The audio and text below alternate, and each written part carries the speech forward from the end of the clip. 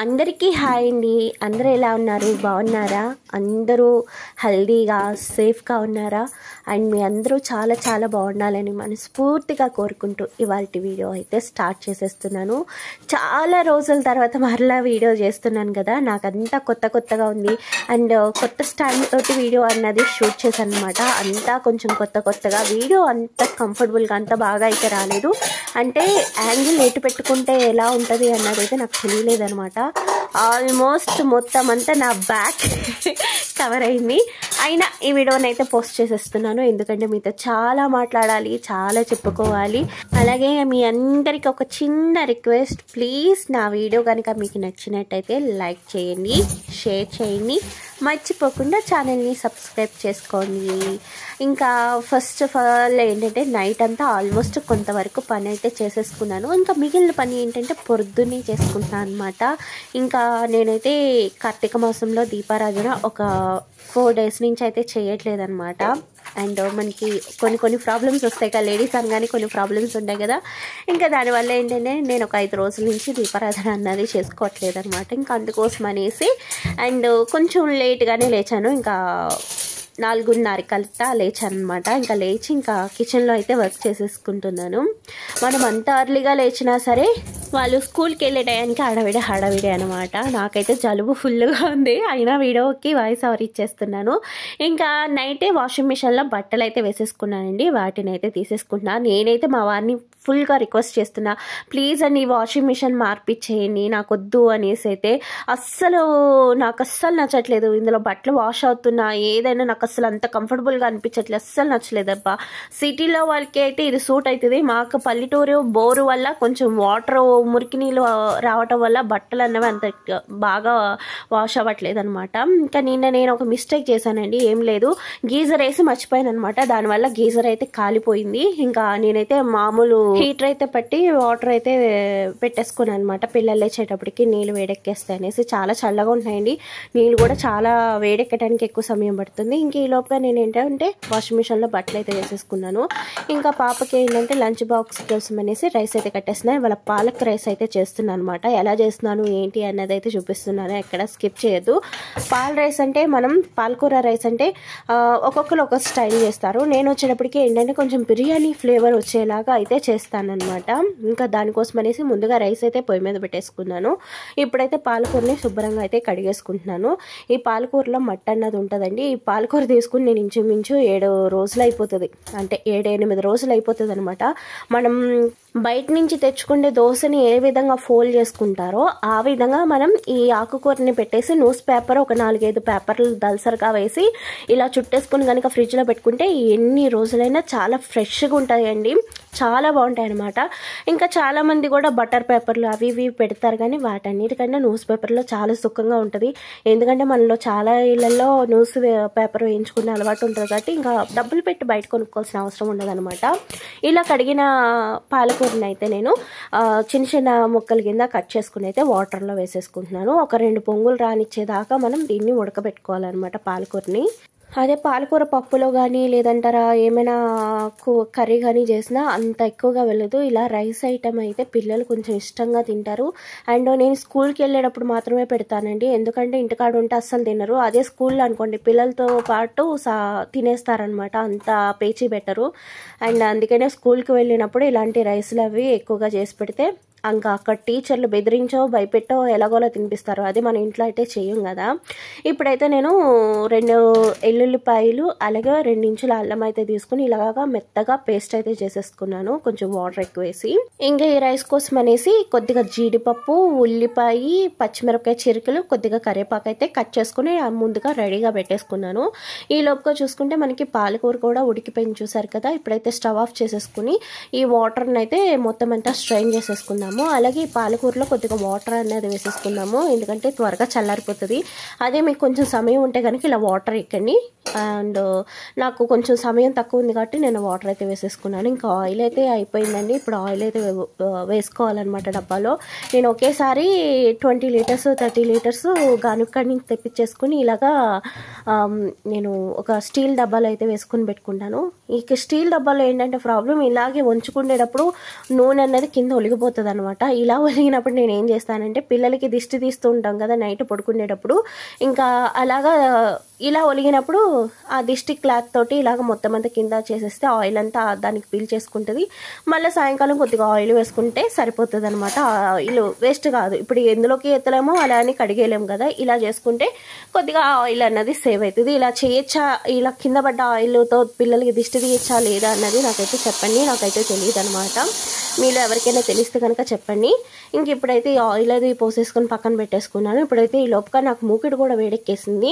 And కొత్త stand తోటి video తీస్తున్నాను, మొత్తం అంతా కొత్తగా ఉంది. అసలు వాయిస్ ఓవర్ ఇచ్చేటప్పుడు కూడా నాకు అంత కంఫర్టబుల్గా అనిపించట్లేదు, ఏదో కొత్తగా అనిపిస్తుంది. అందుకని ఏ పనైనా మనం కంటిన్యూగా చేయాలి, మధ్యలో గ్యాప్ ఇస్తే ఇలాగే ఉంటుంది. ఇంకా ఆయిల్ వేసుకున్నాక నేను కొంచెం బటర్ అయితే వేసుకున్నా, ఇది అమూల్ బటర్ అనమాట. ఈ బటర్ వేసుకుని ఈ బటర్ అంతా కడిగే లోపుగా నేను కొద్దిగా ఒక స్టార్ ఫ్లేవర్ హాఫ్ ముక్క, అలాగే 3 లవంగి మొగ్గలు, అలాగే 2 ఇలాచి, అలాగే 1 ఇంచ్ దాల్చిన చెక్క, ఇవైతే వేసుకుని కొద్దిగా వేపుకోవాలి ఆయిల్లో బాగా వేగాక ఇప్పుడు మనం కట్ చేసి పెట్టుకున్న పచ్చిమిర్చి, జీడిపప్పు, కరివేపాకు అవన్నీ కూడా ఆనియన్స్ వేసుకుని చక్కగా గోల్డెన్ కలర్ వచ్చేదాకా వేపుకోవాలి. వేపుకున్నాక ఇప్పుడు మనం గ్రైండ్ చేసుకున్న అల్లం వెల్లుల్లి పేస్ట్ కూడా ఒక 2 టేబుల్ స్పూన్లు అయితే వేసుకుని చక్కగా పచ్చివాసన పోయేదాకా వేపుకోవాలి. ఈ అల్లం వెల్లుల్లి పేస్ట్ బాగా వేగాక ఇప్పుడు మనం ఇందులో కొద్దిగా బిర్యానీ మసాలా అయితే వేసుకోవాలన్నమాట. ఈ బిర్యానీ మసాలా వేయటం వల్ల ఏంటంటే ఒక బిర్యానీ తింటున్నప్పుడు ఏ ఫ్లేవర్ అయితే ఉంటుందో ఆ ఫ్లేవర్ అయితే ఈ రైస్కి అయితే వస్తుంది. పిల్లలకి ఏదైనా కానీ మనం చేసేటప్పుడు కొంచెం వాళ్ళకి తినటానికి కమ్మగా ఉండేలా చేసామంటే చాలా మాట్లాడకుండా తినేస్తారు. ఇప్పుడు ఇందులో చిటికెడంత పసుపు, అలాగే రుచికి సరిపడగా సాల్ట్ అనేది వేసుకుని ఒకసారి కలిపేసుకుని ఇప్పుడు మనం గ్రైండ్ చేసుకున్న పాలకూర ఉంది కదండి, ఆ పాలకూర కూడా వేసేసుకుంటున్నాను. చూసారా ఎంత గ్రీన్గా భలే బ్యూటిఫుల్గా కనిపిస్తుంది కదా.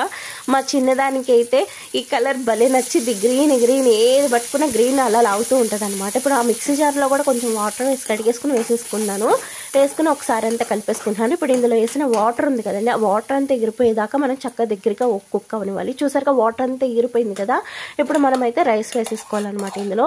అలాగే ఇంకోటి ఏంటంటే ఈ రైస్ చేయాలనుకున్నప్పుడు కొంచెం అన్నం అన్నది కొంచెం పలుకుగా ఉండాలండి, అప్పుడే మనకి ఈ రైస్ అన్నది పర్ఫెక్ట్గా కుదురుతుంది. అన్నం కానీ కొంచెం మెత్తగా అయిపోయిందంటే అంత బాగోదు అనమాట, కొంచెం మెత్తగా అయిపోతుంది.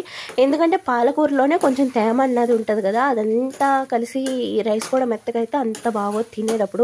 ఇంకా అందుకోసం అనేసి అన్నం అన్నది పలుకుగా ఉండాలి. ఇలా మొత్తం అంతా కలిపేసుకున్నాక పర్ఫెక్ట్ మనకి పాలకూర రైస్ తయారైపోయింది. పిల్లలకి లంచ్ బాక్స్లో ఇలా పెడితే కనుక చాలా మంచి న్యూట్రిషన్స్ వెళ్తాయి, పోషకాలు వెళ్తాయి. వాళ్ళు హ్యాపీగా డిఫరెంట్గా తింటున్న ఫీలింగ్ వాళ్ళకి ఉంటుంది, డిఫరెంట్గా చేసి పెట్టాము అన్న ఫీలింగ్ మనకి ఉంటుంది అనమాట. ఇది ఇవాళ మా పాప లంచ్ బాక్స్ రెసిపీ సూపర్ అంటే సూపర్ ఉందన్నమాట. టేస్ట్ అయితే చాలా బాగుంది. నేను టిఫిన్లో కూడా అదే తినేసాను, తిన్నాక వాయిస్ ఓవర్ ఇస్తున్నాను అనమాట. ఫుల్ కుమ్మేసాను, చాలా బాగుంది. అండ్ మా వారికి అయితే నచ్చలేదు, మా వారికి ఇలాంటి హెల్తీ రెసిపీస్ అయితే అస్సలు నచ్చవు అనమాట. ఇంక ఇక్కడ అంతా సదిరేసుకుంటున్నాను, ఎందుకంటే అక్కడ సదురుకోలేదు అంటే కనుక అస్సలు అవ్వట్లేదు. ఎందుకంటే కొంచెం టైం అనేది నాకు చాలా తక్కువ ఉంటుంది.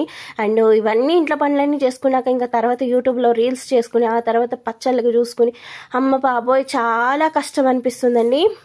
అంత ఈజీ కాదండి. మనం ఏదైనా ఒక పని చేయాలి అంటే దాని వెనకాల శ్రమ చాలా ఉంటుంది. ఎవరో అన్నారనో ఎవరో చేశారనో పట్టించుకోకుండా మన శ్రమని మనం నమ్ముకున్నాము అంటే ఎప్పుడు మన వెనకాల సక్సెస్ అన్నది ఉంటుంది అనమాట. ఇంకా అందుకోసమనే ఎంత కష్టమైనా సరే నేను చేస్తున్నాను. అండ్ నేను చేసేది ఎవరి కోసమో కాదు కదా, నా పిల్లల కోసం, నా భర్త కోసం. అలాంటప్పుడు ఎంత కష్టమైనా నాకు ఇష్టంగానే అనిపిస్తుంది కదా. ఇంకా అందుకనే చాలా హ్యాపీగా అయితే చేసేసుకుంటున్నాను. ఇంకా మీకు చిన్న బెడ్రూమ్ని అయితే చూపిస్తాను. ఇల్లది కూడా ఓడ్చేసుకున్నాను కాబట్టి చిన్న బెడ్రూమ్ చూసారా ఏ రేంజ్లో ఉందో. ఈ బట్టలన్నిటిని కూడా నేను నైట్ టైమే కొన్ని అయితే మడత వేసుకున్నాను. ఇంకా నిద్ర వచ్చేస్తుందని అయితే వెళ్ళి పడుకుని పోయాను అనమాట. ఇంకా పొద్దున్న లేసిన కానించి పని అండి, అసలు ఎక్కడా రెస్ట్ ఉండట్లేదు. ఏదైనా కొంచెం సమయం ఉంది, ఖాళీ ఉంది అంటే కనుక యూట్యూబ్లో ఆ షార్ట్ వీడియోస్ అయితే చేసి పెడుతున్నాను. ఆ షార్ట్ వీడియోస్ చేయడానికి నేను ఎంత ఆలోచిస్తున్నానో, ఒక్కొక్క కొటేషన్ కోసం చాలాసేపు అయితే ఆలోచించి పెడుతున్నాను అనమాట. చాలా కష్టంగా ఉందండి, చాలా ఈజీగా ఉంటుంది అనుకున్నాను కానీ లేదు, అంత ఈజీ అయితే ఏ పని కాదు.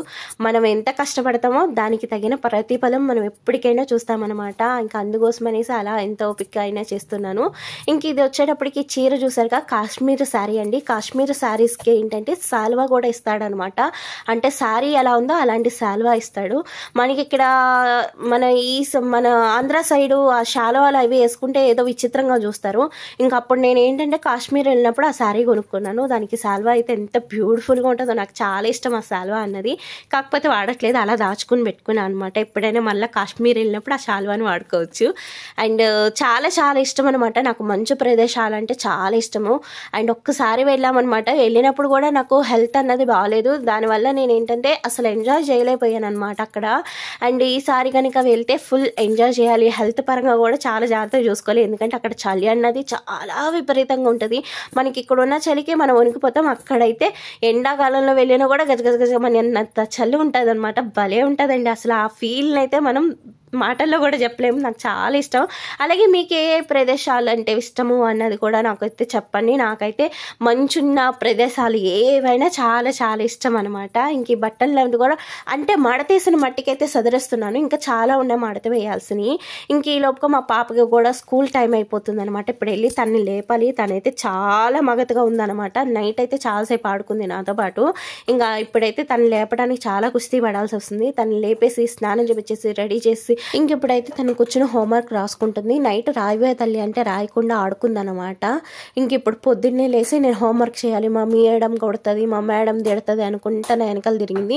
ఇంకా తను వంటింట్లో కూర్చోబెట్టే హోంవర్క్ అయితే రాపిచ్చేస్తాను అనమాట. ఇంకా తను గబగబా రాసుకుంటూ ఉంది. ఇంకా మిగిలిన పనులన్నీ నేను చేసుకుంటున్నాను. పిల్లల్ని స్కూల్కి పంపించేటప్పుడు పడే టెన్షన్ ఉంటుంది చూడని మామూలుగా కాదనమాట. ఇంకా తనకి ఏంటంటే స్నాక్ బాక్స్లోకి వచ్చేటప్పటికి లడ్డూలు అయితే పెడుతున్నాను. మనం శనగపిండి కూడా పిల్లలకి ఎక్కువగా పెట్టచ్చండి. శనగపిండిలో కూడా చాలా మంచి ప్రోటీన్స్ ఉంటాయి అన్నమాట. నేను లడ్డూలు అయితే మా ఇంటికాడ ఒక ఆవిడ చేస్తారు, ఆవిడ దగ్గర నుంచి తెప్పించుకుంటాను ఎప్పుడు. మీకు తెలుసు కదా ఆవిడకి చిన్న స్వీట్ హోమ్ అయితే ఉందన్నమాట. మ్యారేజ్కి ఇక్కడ ఎవరికైనా సారీ ఇవ్వాలన్నా ఇంకా ఆవిడే చేస్తారు. ఇంకా అలాగే కొన్ని బాదం కూడా వేసి పెట్టేసాను దానికి. ఎందుకంటే మన ఫీవర్ వచ్చిన కాడి నుంచి కొంచెం పోషకాలు అనేవి ఈ ప్రతి దాంట్లోనూ పోషకాలు ఉన్నాయా లేవా అని చెక్ చేసుకుని పెడుతున్నాను అనమాట. పిల్లలకి ఆరోగ్యం ఒక్కసారి పాడయ్యాక మళ్ళీ ఆరోగ్యం సెట్ కావాలంటే చాలా రోజులు పడుతుంది, చాలా కష్టమండి. మా తేజశ్రీ అయితే ఇంకా వీక్గానే ఉందన్నమాట. ఇంకా అందుకే దానికి పెట్టే ఫుడ్లో చాలా చాలా చాలా చాలా జాగ్రత్త తీసుకుంటున్నా. అలాగే పిల్లలకు వెళ్ళేటప్పుడు మాస్క్ పెట్టండి, శానిటైజర్ ఇవ్వండి, అండ్ చాలా జాగ్రత్తగా చూసుకోండి. ఎందుకంటే ఇప్పుడు వచ్చే జలుబులు జ్వరాలు చాలా తీవ్రంగా ఉంటున్నాయి. చాలా ఎఫెక్ట్ అయిపోతున్నారు అనమాట పిల్లలు. మీ పిల్లలు స్కూల్కి వెళ్ళేటప్పుడు ఖచ్చితంగా ఈ కేర్ అన్నది తీసుకోండి. అలాగే స్కూల్ నుంచి రాగానే ఆ బట్టలు ఇప్పించేసి స్నానం చేపించేసి అయితే పెట్టండి. అండ్ ఎక్కువసేపు అయితే ఆ బట్టలతో ఉంచకండి. ఎందుకంటే జలుబులు జ్వరాలు అందరికీ ఉంటున్నాయి కాబట్టి ఇంకా పిల్లలు కొంచెం అక్కడ రాగానే ఫ్రెష్ అయిపోతారనమాట. అండ్ ఇక్కడతో వీడియో అయితే అయిపోయింది ఫ్రెండ్స్. ఈ వీడియో మీకు ఎలా అనిపించింది, నచ్చిందా నచ్చలేదా అన్నది కామెంట్ చేయండి, లైక్ చేయండి, షేర్ చేయండి. స్కిప్ చేయకుండా చివరి దాకా చూసినందుకు థ్యాంక్స్ ఫర్ వాచింగ్.